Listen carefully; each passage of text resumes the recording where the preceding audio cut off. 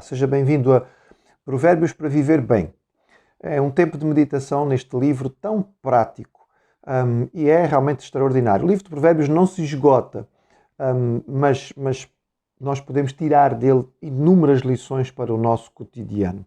Nós estamos a olhar para o capítulo 27 como um discurso sobre o caráter e fomos vendo parte a parte, percebendo que ele tem lições extraordinárias para quem nós somos ou quem estamos nos tornando.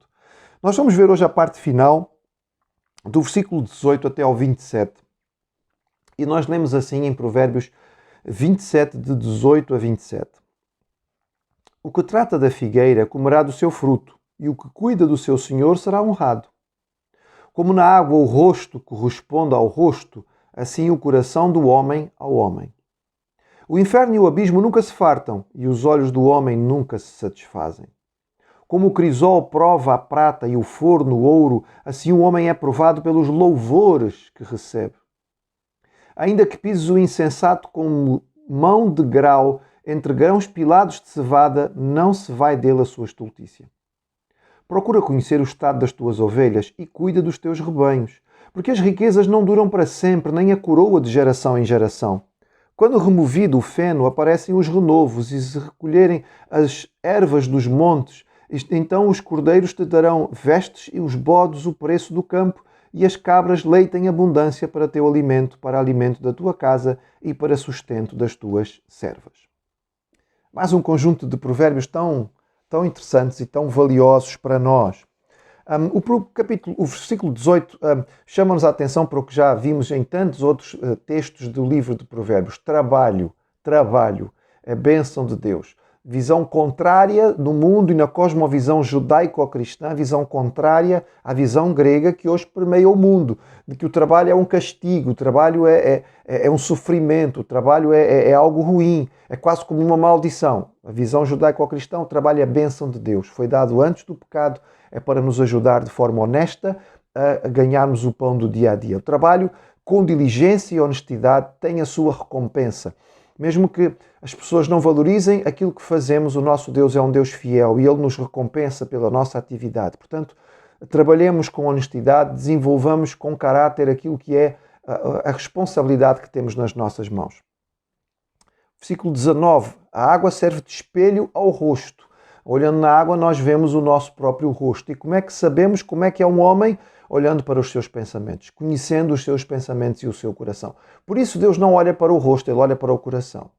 Aquilo que pensamos, a vida da mente, acaba por refletir quem nós verdadeiramente somos.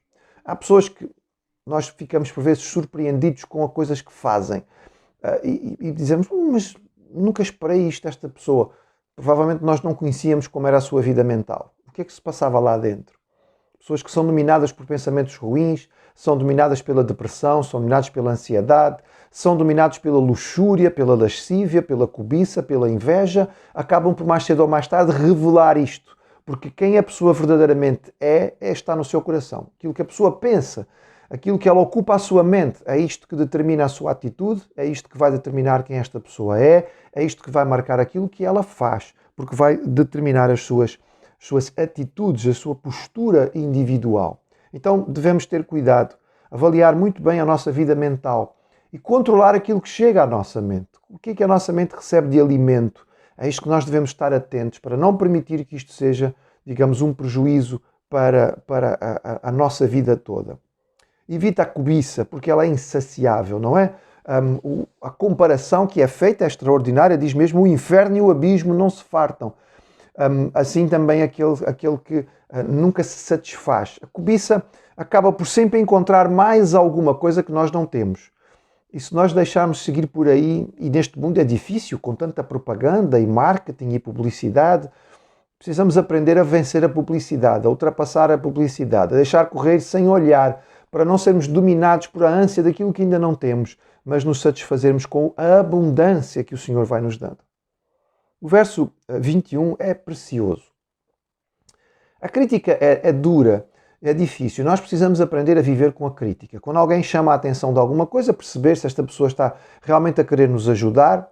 Algumas poucas críticas serão úteis e válidas. Infelizmente a maioria acaba por ser feita só mesmo por maldade. Mas mesmo numa crítica maldosa nós podemos aprender se o Senhor nos der sabedoria. Mas aquilo que verdadeiramente molda o homem e revela o seu caráter são os louvores, os elogios. Muita gente consegue suportar os tempos difíceis, mas se perde na época da prosperidade. Muita gente consegue aguentar críticas e até desenvolver-se, não é? Ok, estão a falar mal, então eu vou ser melhor que é para poder ganhar. Mas não são muitos os que conseguem ultrapassar os elogios. O homem é muito movido pelos louvores. Um dos aspectos pelos quais a palavra de Deus nos diz que só Deus é digno de louvor é porque Deus é o único ser no universo para quem os louvores não significam uma mudança de caráter. O nosso Deus não é movido pelos nossos louvores. Os nossos louvores não vão mudar o caráter do nosso Deus. Infelizmente, o mesmo não se pode dizer do homem. E tantas vezes o elogio, não é? Os aplausos fazem com que o homem acabe por se mudar. Sobem a cabeça e prejudicam. Então, cuidado, muito cuidado com os elogios. Mesmo que eles sejam sinceros e genuínos, recebe-os com moderação. E, sobretudo, quando estiveres a receber elogios e palavras de incentivo e de sucesso, que isso não faça com que tu baixes os braços, mas queiras ser melhor.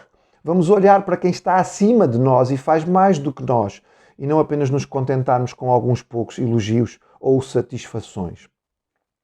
Versículo 22, não insista com o insensato.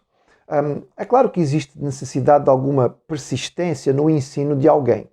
Mas se nós já gastamos algum tempo e percebemos que esta pessoa, infelizmente, é verdadeiramente um tolo, é verdadeiramente um insensato, é verdadeiramente um néscio, segundo a Bíblia nos ensina, chega a um ponto em que é preferível não perder mais tempo. Às vezes nós gastamos tanto tempo com uma pessoa que claramente não está a dar resultado, quando havia outras pessoas em quem nós poderíamos investir com resultados melhores. Há que ter discernimento para perceber até onde devemos insistir ou persistir e quando devemos seguir adiante. Para que nós não alimentemos constantemente a primeira fila, enquanto a segunda, a terceira, a quinta, a 10ª fila não recebe nem um bocadinho de pão. Não, devemos distribuir e saber alcançar a todos, porque o insensato acaba por ser uma grande perda de tempo da nossa parte. E pode ser até astúcia do inimigo, para que nós desperdicemos o nosso tempo com pessoas que afinal, infelizmente, não vão a lugar nenhum. Os versículos 23 a 27, no fundo, são um grande compacto. E eles chamam-nos a atenção para uma lição. Ele usa aqui a ideia da agropecuária para nos chamar a atenção de uma verdade muito clara, que é: cuida daquilo que é teu. Administra bem aquilo que é teu. Avalia aquilo que tu tens. E aqui podemos pensar em inúmeras coisas, desde aquilo que é uma boa administração doméstica, um bom orçamento familiar, uma boa manutenção daquilo que são os nossos recursos, as nossas propriedades, a manutenção de um carro, de uma máquina, da nossa casa. Ou seja, cuida bem das coisas que são tuas, avalia bem o que está nas tuas mãos, porque se tu fizeres isto então vai-te dar prosperidade e tu vais poder aproveitar aquilo que é o sustento provido por todas estas coisas. Se estás numa posição de liderança, se tens pessoas que estão sob teu cargo, isto representa ter um cuidado e uma atenção para com estas pessoas. Avalia as pessoas que estão sob tua direção. Cuida bem daqueles que são responsáveis teus. Administra bem aqueles que são tua autoridade. Porque estas pessoas que estão a trabalhar contigo e que de alguma maneira estão debaixo da tua direção, se elas estiverem satisfeitas com o que está a acontecer, certamente elas vão render muito mais. Se estas pessoas tiverem uma boa palavra da tua parte, um incentivo, se tu estiveres a tomar conta daquilo que é a sua provisão e o seu sustento, estas pessoas também darão uma resposta em termos de resultado que é muito mais proveitoso. Será proveitoso para eles, será proveitoso para ti, será proveitoso para todo o trabalho. Seja uma empresa, seja uma organização não governamental, seja, sei lá, qualquer tipo de instituição de trabalho onde tu estiveres em que haja pessoas que estão sob tua responsabilidade. São princípios muito interessantes e valiosos. Eles ajudam a moldar o nosso caráter de acordo com a vontade de Deus. São palavras de sabedoria para nós, são provérbios para aprendermos a viver bem.